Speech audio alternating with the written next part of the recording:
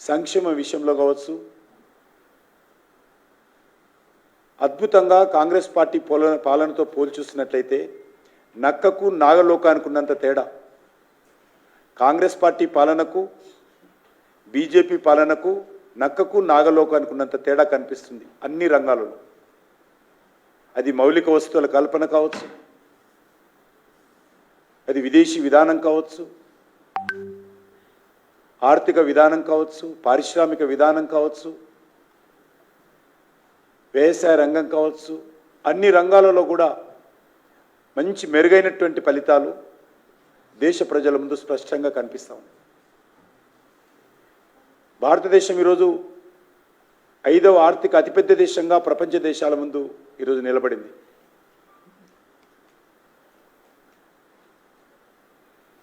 ఒక అవినీతి ఆరోపణ లేకుండా గత 9 సంవత్సరాలుగా మోడీ గారి ప్రభుత్వం పనిచేస్తూ ఉంటే కాంగ్రెస్ పార్టీ అనేక రకాలుగా తప్పుడు ఆరోపణలు చేసి అవినీతి అంటగట్టే ప్రయత్నం చేసినప్పటికీ కూడా దేశ ప్రజలు నమ్మలేదనే విషయం చాలా స్పష్టమైంది. అందుకే ఈరోజు మోడీ గారిని ఏ ప్రతిపక్ష పార్టీ కూడా,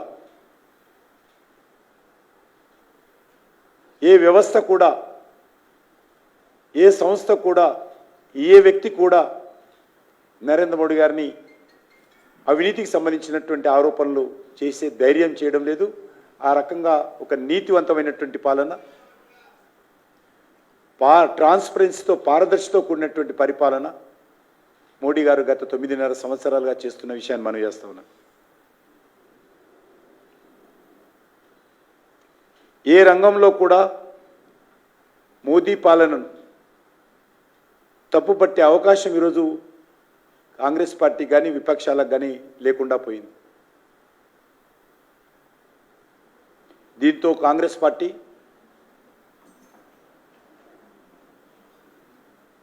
దుర్మార్గపు కుట్రలను,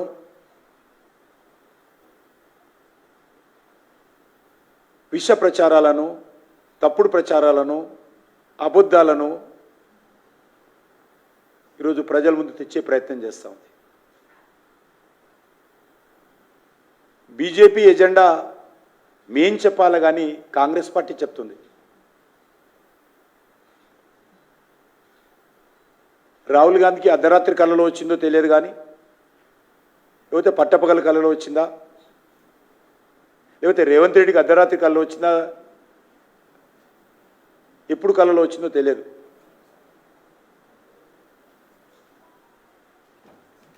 అబద్ధపు పునాదుల మీదనే కాంగ్రెస్ పార్టీ బీజేపీపై గోబుల్స్ మించి తప్పుడు ప్రచారం మొదలుపెట్టింది. ఏదో రిజర్వేషన్స్ మేము తొలగిస్తామని, రిజర్వేషన్స్ రద్దు చేస్తామని,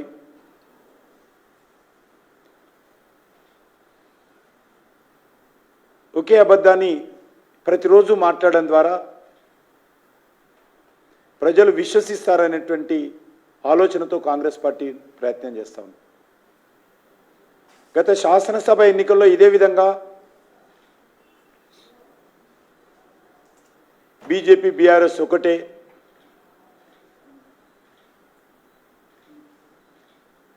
ప్రతి ఉపన్యాసంలో రాహుల్ గాంధీ, సోనియా గాంధీ, రేవంత్ రెడ్డిలు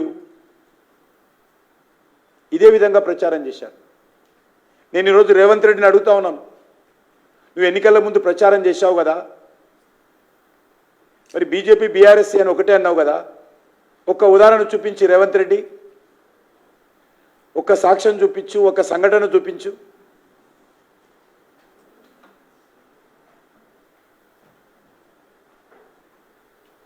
మళ్ళీ లోక్సభ ఎన్నికల్లో అదే నోరు, అదే వ్యక్తి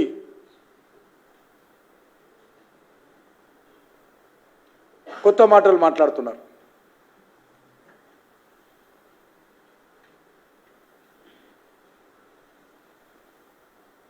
భారతీయ జనతా పార్టీ రిజర్వేషన్స్ రద్దు చేస్తామనేటువంటి అబద్ధం ఏదైతే ఉన్నదో ఈ దేశాబ్దపు పెద్ద అబద్ధమని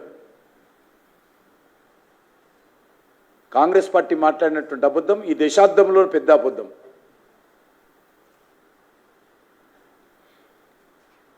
అసలు కాంగ్రెస్ పార్టీయే ఈ తెలంగాణలో బీసీ రిజర్వేషన్ నీరుగార్చింది.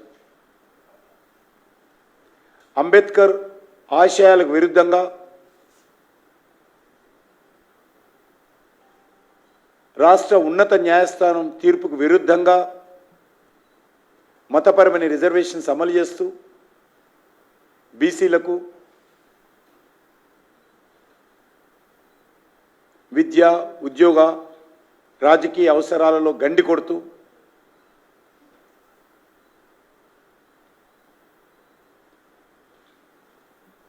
ఈరోజు భారతీయ జనతా పార్టీని విమర్శించేటువంటి నైతిక హక్కు కాంగ్రెస్ పార్టీకి లేదు. ఈ దేశంలో అత్యున్నత నుండి పదవుల నుంచి మొదలు పెడితే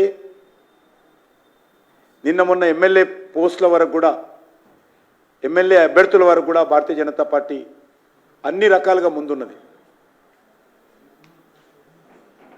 బీజేపీ ఒకసారి రాష్ట్రపతి చేయడానికి అవకాశం వస్తే ఎస్సీను అయినటువంటి ఎస్సీ సామాజిక వర్గానికి చెందినటువంటి రామ్నాథ్ కోవింద్ గారిని మేము మొదటిసారి రాష్ట్రపతి చేశాం. రెండోసారి అవకాశం వస్తే ఒక గిరిజన సామాజిక వర్గానికి, ఒక ఆదివాసీ సామాజిక వర్గానికి చెందినటువంటి ఒక మహిళను శ్రీమతి ద్రౌపది ముర్ము గారిని రాష్ట్రపతి చేసింది భారతీయ జనతా పార్టీ. దాన్ని కూడా ఒక గిరిజన మహిళను, ఆదివాసీ బిడ్డను రాష్ట్రపతికి మేము ప్రతిపాదిస్తే దానిని కూడా అడ్డుకోవడం కోసం అనేక కుట్రలు పన్నింది. రాష్ట్రపతి అభ్యర్థి గెలవబోతుందనేటువంటి ఇంగిత జ్ఞానం లేకుండా, ఒక మహిళని ఇంగిత జ్ఞానం లేకుండా, ఒక గిరిజన బిడ్డని ఇంగిత జ్ఞానం లేకుండా కాంగ్రెస్ పార్టీ నాయకులు అనేక రకాలుగా ఆదివాసీ మహిళలకు వ్యతిరేకంగా మాట్లాడినటువంటి చరిత్ర కాంగ్రెస్ పార్టీది.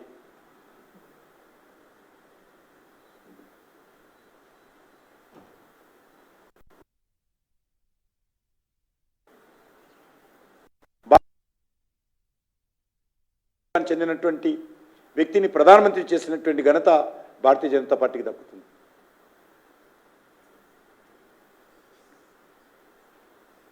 అందుకే ఈరోజు నరేంద్ర మోడీ గారు మూడోసారి ప్రధానమంత్రిగా కాబోతున్నటువంటి సమయంలో రాహుల్ గాంధీ ఆశలు అడియాసలై నిరాశ నిస్పృహలతో కాంగ్రెస్ పార్టీ కాళ్ళ కింద భూమి కదులుతుంటే నరేంద్ర మోడీ గారి నాయకత్వంలో భారతీయ జనతా పార్టీ అద్భుతమైనటువంటి మెజార్టీ సాధించేటువంటి పరిస్థితులు కనిపిస్తూ ఉంటే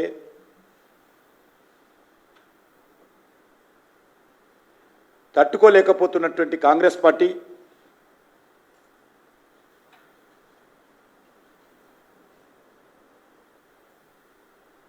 అనేక కల్పితాలు సృష్టించి కళ్ళబొల్లి మాటలు చెప్తా ఉన్నారు ఈరోజు కాంగ్రెస్ నాయకులు.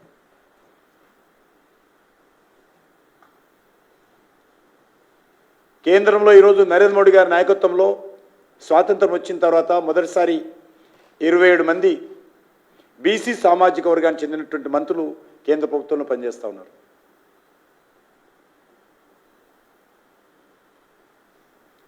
బీసీ కమిషన్కు రాజ్యాంగబద్ధమైనటువంటి అధికారాలు కల్పించి చట్టబద్ధతతో నరేంద్ర మోడీ గారి ప్రభుత్వము అన్ని రకాలుగా బీసీలకు గౌరవం పెంచేటువంటి ప్రయత్నం చేయడం జరిగింది.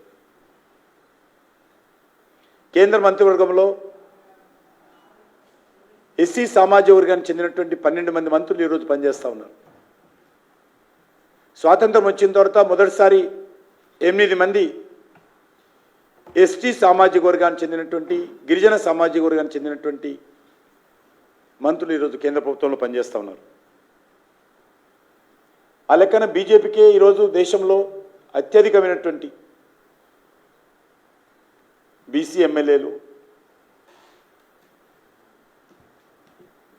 ఎస్సీ ఎస్టీ ఎమ్మెల్యేలు, ఎంపీలు బీజేపీ దగ్గర ఉన్నారు.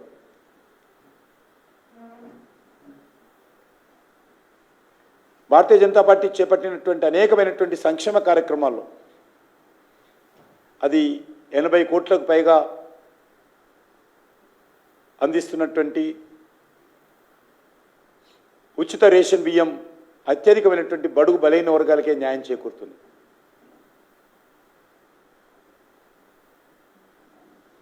విశ్వకర్మ యోజన కావచ్చు, విశ్వకర్మ యోజన కింద మొత్తం బీసీ సామాజిక వర్గాలకే వెన్నుదన్నుగా, ఎస్సీ సామాజిక వర్గానికి వెన్నుదన్నుగా ఆ పథకం అమలు చేయడానికి కృషి చేస్తూ ఉన్నాం. ముద్ర కావచ్చు, స్వనిధి యోజన కావచ్చు, స్టాండప్ ఇండియా కావచ్చు, స్టార్టప్ ఇండియా కావచ్చు, అవన్నీ కూడా బడుగు బలైన వర్గాల పిల్లలకే, యువతకే ఈరోజు నరేంద్ర మోడీ గారి ప్రభుత్వం పెద్దపీట వేస్తూ ఉంది. మేము నిర్మాణం చేసినటువంటి 13 కోట్ల టాయిలెట్స్ 100% పేద ప్రజలకు, ఎస్సీ ఎస్టీ బీసీ సామాజిక వర్గాలకే అందిన విషయాన్ని, ఆ వర్గాలలో ఉన్నటువంటి మహిళలకు సంబంధించినటువంటి ఆత్మ గౌరవానికి ప్రతీకలుగా ఈరోజు టాయిలెట్స్ నిర్మాణం చేసిన విషయం ఈ సందర్భంగా మనం చేస్తున్నాం. కానీ కాంగ్రెస్ పార్టీ బట్టగాల్చి మీదేసే ప్రయత్నం చేస్తూ ఉంది. లేని విషయము ఊహించి భ్రమ కల్పించడం, అంతకంటే దుర్మార్గం ఏంటంటే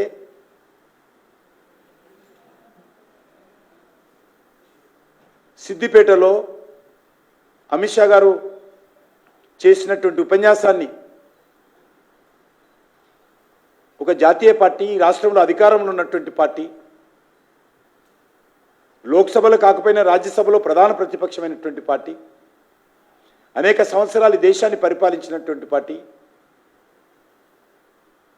ఒక కేంద్ర హోంమంత్రి ఆయన ఉపన్యాసాన్ని, తెలంగాణ ప్రజల ముందు ఇచ్చినటువంటి ఉపన్యాసాన్ని మార్ఫింగ్ చేసి అఫీషియల్ ట్విట్టర్లో పోస్ట్ చేయడం అంటే కాంగ్రెస్ పార్టీ ఎంత దిగజారిందో అర్థం చేసుకోవచ్చు,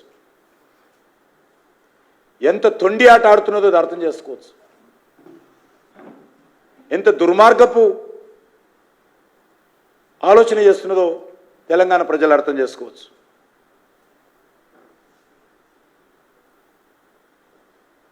మీమ్స్, వీడియోలు క్రియేట్ చేసి తప్పుడు మాటలు,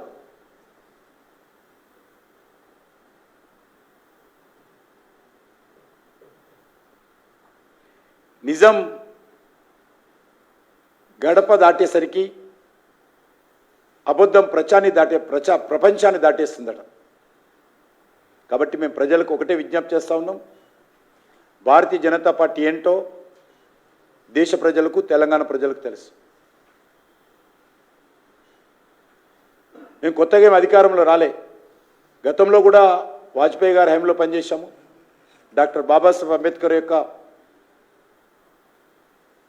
ఆశయాలకు అనుగుణంగా పనిచేశాము. ఇప్పుడు కూడా అంబేద్కర్ గారి ఆశయాల స్ఫూర్తితోటే నరేంద్ర మోడీ గారు ముందుకెళ్తా ఉన్నారు.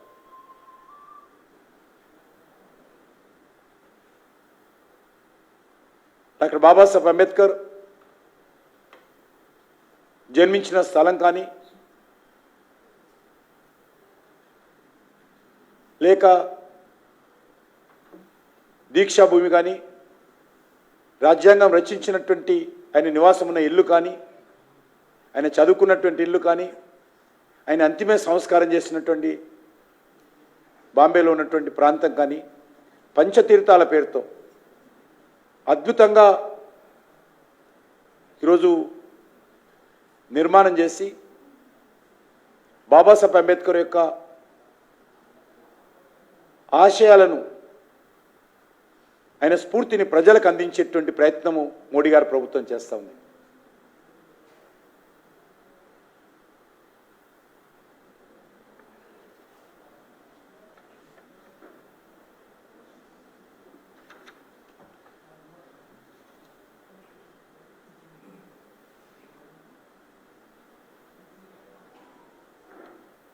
అన్ని కులాలకు రిజర్వేషన్ కల్పించడమే కాంగ్రెస్ ఎజెండా అని ముఖ్యమంత్రి అంటూ ఉన్నారు.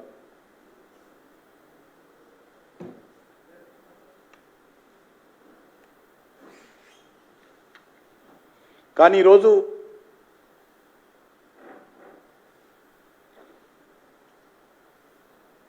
ఈ రాష్ట్రంలో అమలు జరుగుతున్నటువంటి బీసీ రిజర్వేషన్లు బీసీలకు న్యాయం జరగడం లేదనే విషయం ఈ సందర్భంగా మనం చేస్తున్నాం.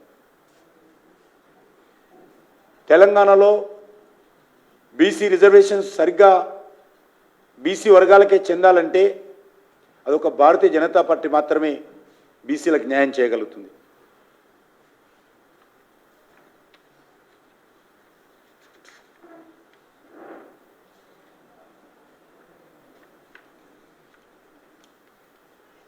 రేవంత్ రెడ్డికి తెలంగాణలో వెళ్ళి కాంగ్రెస్ పార్టీ తరఫున ఏం చెప్పాలో అర్థం కావడం లేదు. వాళ్ళ పార్టీ అధికారంకి వస్తుందని చెప్పలేడు, వాళ్ళ పార్టీ ప్రధానమంత్రి అభ్యర్థిగా పేరు చెప్పలేడు, వాళ్ళు అవినీతి పరులు, అవినీతి కుంభకోణాలలో కాంగ్రెస్ పార్టీ పని చేయలేదు, నీతివంతంగా పనిచేసింది అని చెప్పలేడు, రాహుల్ గాంధీ ఒక సమర్థవంత నాయకుడు అని చెప్పలేడు.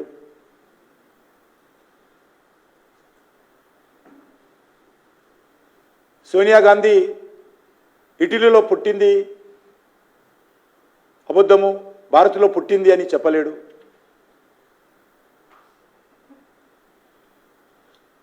లేక ఆయన ఇచ్చినటువంటి 6 గ్యారెంటీలు సమర్థవంతంగా అమలు చేస్తూ ఉన్నాం మేము, దాన్ని చూసి ఓట్లేయండి అని అడగలేడు. ఈరోజు రేవంత్ రెడ్డికి తెలంగాణలో ఓట్లు అడగడానికి చెప్పడానికి ఏమీ లేదు.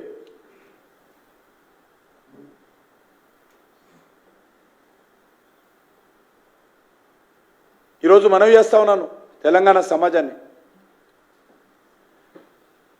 సోనియా గాంధీ జన్మదినమైనటువంటి డిసెంబర్ 9న 6 గ్యారెంటీలు అమలు చేస్తామని చెప్పారు కదా, మరి డిసెంబర్ 9 పోయింది, జనవరి 9 పోయింది, ఫిబ్రవరి 9 పోయింది,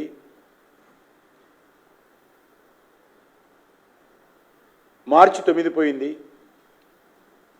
ఏప్రిల్ 9 పోయింది. ఏమైనా మీ గ్యారెంటీలను అడుగుతా ఉన్నాను. అబద్ధాలు చెప్పడమే కాంగ్రెస్ గ్యారెంటీ, అబద్ధాలే కాంగ్రెస్ గ్యారెంటీ.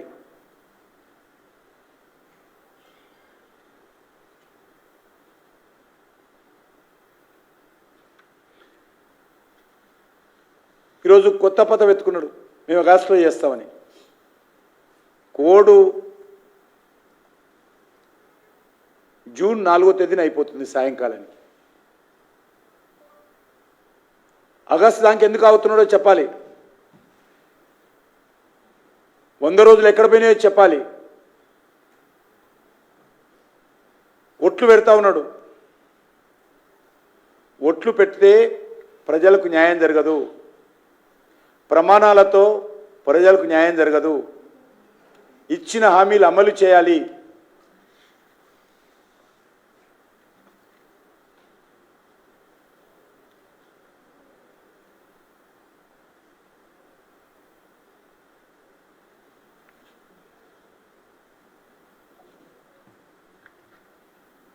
ఈరోజు మనవి చేస్తా ఉన్నాను,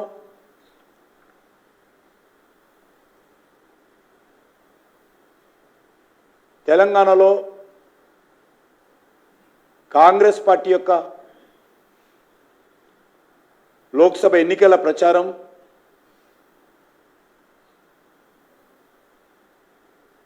ఎక్కడ కూడా స్పందన లేదు. ప్రజలు కాంగ్రెస్ పట్ల నిరాశ నిస్పృహలు వ్యక్తం చేస్తూ ఉన్నారు.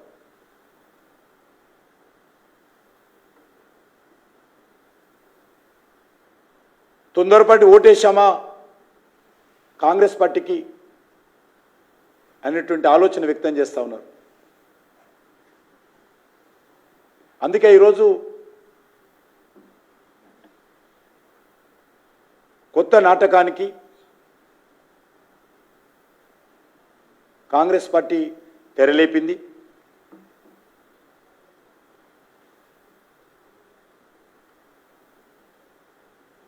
అబద్ధాలు ఆడడము, రాజ్యాంగాన్ని అపహాస్యం చేయడము, అవినీతికి పాల్పడము, కుటుంబ పాలన రుద్దడము కాంగ్రెస్ పార్టీకి వెన్నతో పెట్టిన విద్య. పచ్చ కామెర్లు వచ్చినోనికి లోకమంతా పచ్చగానే కనిపిస్తుందట. ఇటలీ కాంగ్రెస్కు కూడా అంతా అలాగనే కనిపిస్తున్నది. భారతీయ జనతా పార్టీ ఒక సిద్ధాంతం కలిగినటువంటి పార్టీ, ఈ దేశం కోసం పనిచేసేటువంటి పార్టీ, దేశ అభ్యున్నతి కోసం పనిచేసేటువంటి పార్టీ. మేము ఒక కుటుంబానికో ఒక వ్యక్తులకో పనిచేసే పార్టీ కాదు. మేము చేసేదే చెప్తాము, చెప్పేదే చేస్తాము. అది తెలంగాణ ప్రజలకు తెలుసు, దేశ ప్రజలకు తెలుసు. గత 9 సంవత్సరాలుగా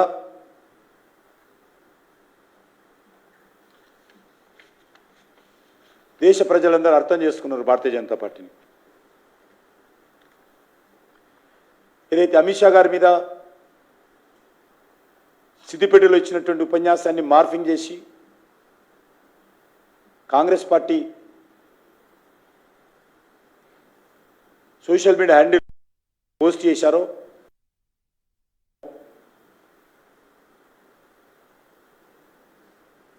పోలీస్ స్టేషన్లో కేసు నమోదు చేశాము. ఎలక్షన్ కమిషన్కు ఫిర్యాదు చేశాము.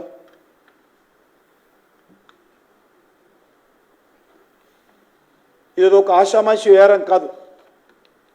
సామాజిక ఉద్రిక్తత రెచ్చగొట్టేటువంటి ప్రయత్నం కాంగ్రెస్ పార్టీ చేస్తూ ఉంది. కొన్ని వర్గాలను భయభ్రాంతులు చేసేటువంటి ప్రయత్నం చేస్తూ ఉంది.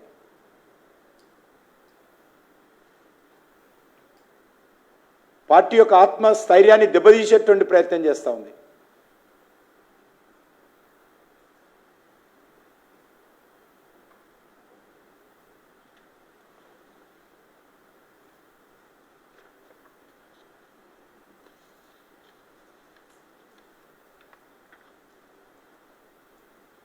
భారతీయ జనతా పార్టీ మరొకసారి తెలంగాణ ప్రజలకు విజ్ఞప్తి చేస్తూ ఉన్నాం. ఇటీవల మేము రైతులకు సంబంధించి ఇచ్చినటువంటి హామీలు 100 రోజులు అమలు చేస్తామని చెప్పారు కాబట్టి, చేయలేదు కాబట్టి మా పార్టీ మండల కేంద్రంలో రాష్ట్ర స్థాయిలో దీక్షా కార్యక్రమాలు చేపడితే అప్పుడు ఆయన ముఖ్యమంత్రి ఆగస్టు అని కొత్త డేట్ ఇచ్చాడు. అంటే కాంగ్రెస్ పార్టీకి 100 రోజులు అంటే ఎన్ని రోజులో చెప్పాలి. రేవంత్ రెడ్డికి నిజంగా దమ్ము ధైర్యం ఉంటే 100 రోజుల్లో చేస్తానన్నటువంటి హామీలు అమలు చేయి, లేకపోతే గద్దె దిగు. కానీ ఈ రకంగా తప్పుడు మాటలు మాట్లాడకు, అబద్ధాలు ప్రచారం చేయకు. చేతనైతే చెయ్యి, లేకపోతే తప్పైందని లెంపలేసుకో.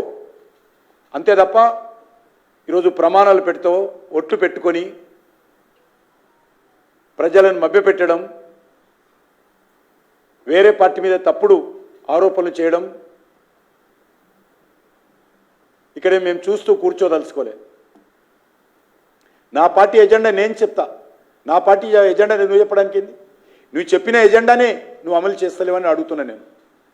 నువ్వు ఇచ్చిన హామీలు అమలు చేయడం నేను అడుగుతూ ఉంటే నా ఎజెండాలో లేని మాటలు, నీ మనసులో ఉన్నటువంటి మాటలు, నీ మెదడులో ఉన్నటువంటి మాటలు మా పేరు మీద నీ నోటి నుంచి బయటకు వస్తాయి. ఎట్లా వస్తాయి అవి? నీ మనసులో ఏ ఆలోచన ఉందో, కాంగ్రెస్ పార్టీ మనసులో ఏ ఆలోచన ఉందో అవే మాటలను భారతీయ జనతా పార్టీ పేరు మీద కాంగ్రెస్ పార్టీ మాట్లాడుతుంది. అది మీ మనసులో ఉన్నది. అది రిజర్వేషన్స్ రద్దు చేయాలని ఒక బీసీ ప్రధానమంత్రి అయితే సహించలేకపోతున్నారు. 3వ సారి ప్రధానమంత్రి అవుతుంటే రాహుల్ గాంధీ కింద భూమి కదిలిపోతున్నట్టుగా, ఆయన భవిష్యత్ అంత అంధకారంగా ఉన్నట్టు భయపడిపోతా ఉన్నాడు. అందుకే ఒక తొండి ఆట కాంగ్రెస్ పార్టీ ఆడతాం.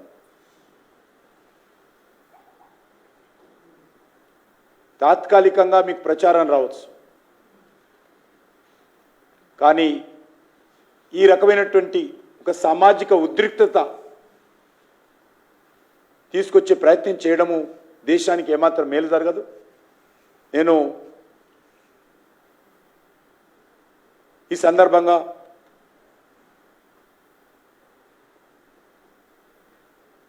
తెలంగాణ ప్రజలకు విజ్ఞప్తి చేస్తా ఉన్నాను. తెలంగాణలో కాంగ్రెస్ పార్టీ ఓడిపోతుంది కాబట్టి వచ్చే పార్లమెంట్ ఎన్నికల్లో ఉన్న 3 సీట్లు కూడా వస్తాయా రావా అనుమానంతో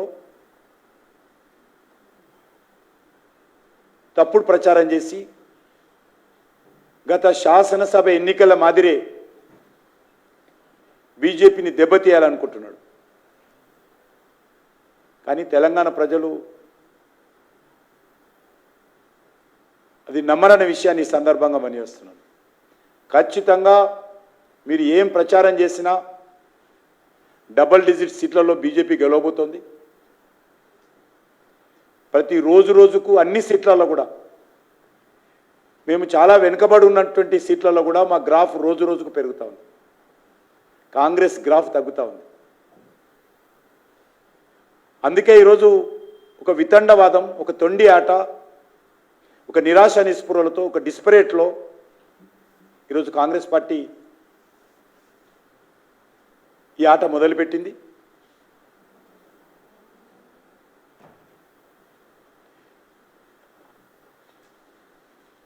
ఖచ్చితంగా రానున్న రోజుల్లో మేము దీన్ని సమర్థవంతంగా ఎదుర్కొంటాం. మా పార్టీ కార్యకర్తలు ఇంటింటికి వెళ్తాం. నరేంద్ర మోడీ గారి నాయకత్వంలో కేంద్ర ప్రభుత్వం సాధించినటువంటి విజయాలను ఇప్పటికే ఒక రౌండ్ పూర్తి అయిపోయింది.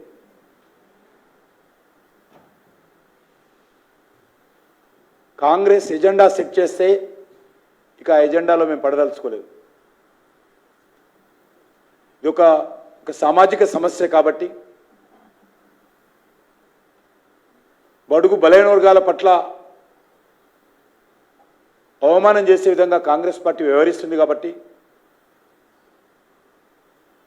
వాళ్ళ యొక్క ఆత్మస్థైర్యాన్ని దెబ్బతీసే విధంగా ఒక ముఖ్యమంత్రి స్థాయిలో ఉన్నటువంటి వ్యక్తి మాట్లాడుతున్నాడు కాబట్టి మేము ఈరోజు చెప్తా ఉన్నాం. కాబట్టి మేము కాంగ్రెస్ పార్టీకి జవాబు చెప్పడం లేదు. కాంగ్రెస్ పార్టీ సర్టిఫికెట్ అవసరం లేదు. భారతీయ జనతా పార్టీ ఏంటో, ఎస్సీ ఎస్టీ బీసీల సామాజిక సమస్యపైన భారతీయ జనతా పార్టీ లక్ష్యం ఏంటో మాకు రేవంత్ రెడ్డి సర్టిఫికెటో, రాహుల్ గాంధీ సర్టిఫికెటో, కాంగ్రెస్ పార్టీ సర్టిఫికెటో అవసరం లేదు.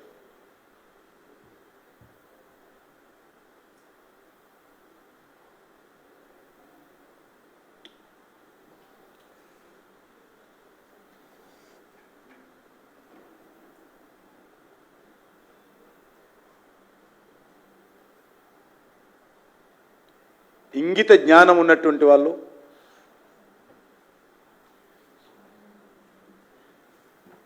ఎవరు కూడా భారతీయ జనతా పార్టీ పట్ల ఈ రకంగా మాట్లాడారు.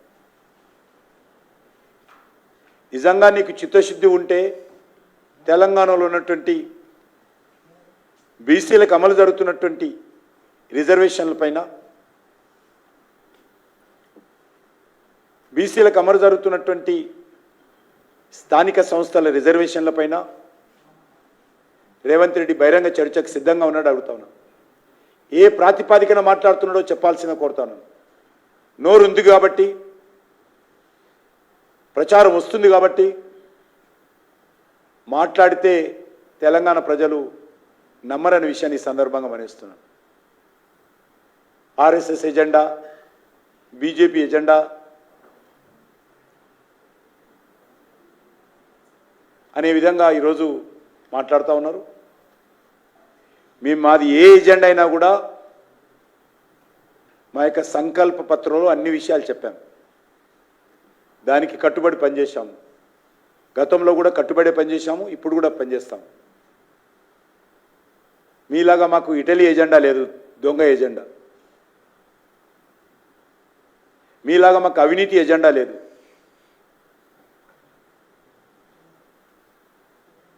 మీలాగా రాజ్యాంగాన్ని రద్దు చేసి ఎమర్జెన్సీ ఎక్కడ పెట్టలే, మేము పత్రికా స్వేచ్ఛను ఎక్కడ హరించివేయలే, ప్రజా సంఘాలను నిషేధించలే, ప్రజా సంఘాల నాయకులను జైల్లో పెట్టలే, రాజకీయ పార్టీ నాయకులను ఎక్కడ అరెస్ట్ చేయలే.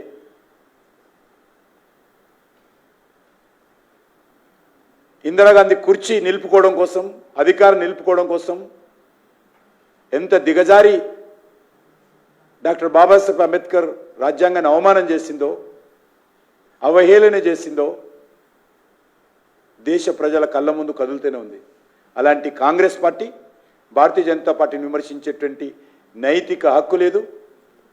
ఈ విషయము స్పష్టంగా తెలంగాణ సమాజం అంతా కూడా అర్థం చేసుకొని ఏదైతే లోక్సభ ఎన్నికల్లో భారతీయ జనతా పార్టీ గెలవాలని తెలంగాణ ప్రజలు అనుకుంటున్నారో మరింత పట్టుదలతో,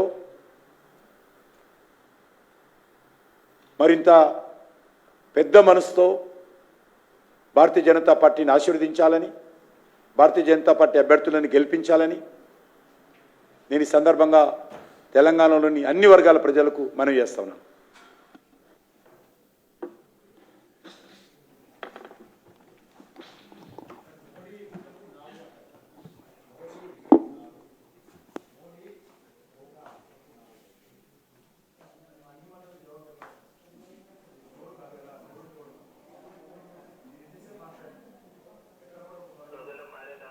నేను ఇంతసేపు మాట్లాడాను, ఎక్కడ కూడా ఒక పదం మాట్లాడాను.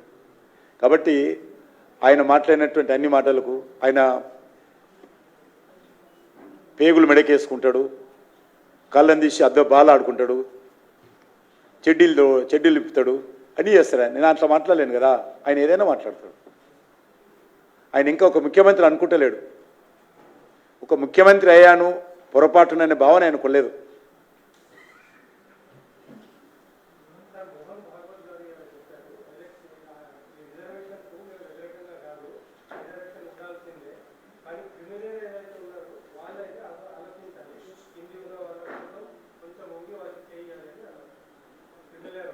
ఎవరు ఆయన తప్పే, ఆయన చెప్పిన విషయం అడుగుతుంది. ఇప్పుడు ఎందుకు వచ్చింది ఆ ఇష్యూ? నేనేమనలేదు ఇప్పుడు ఆర్ఎస్ఎస్ గురించి. ఉండొచ్చు, తప్పే ఉంది.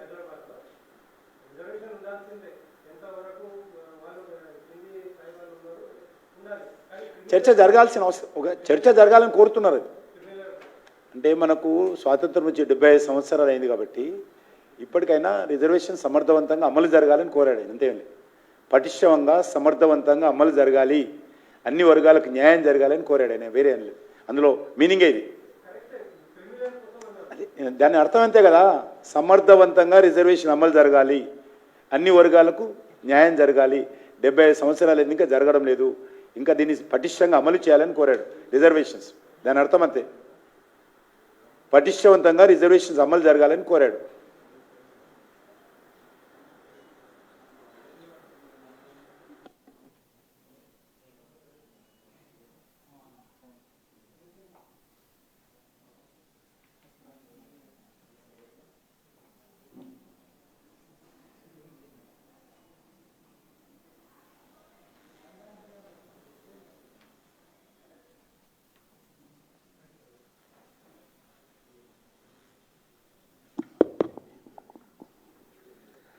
శ్రీ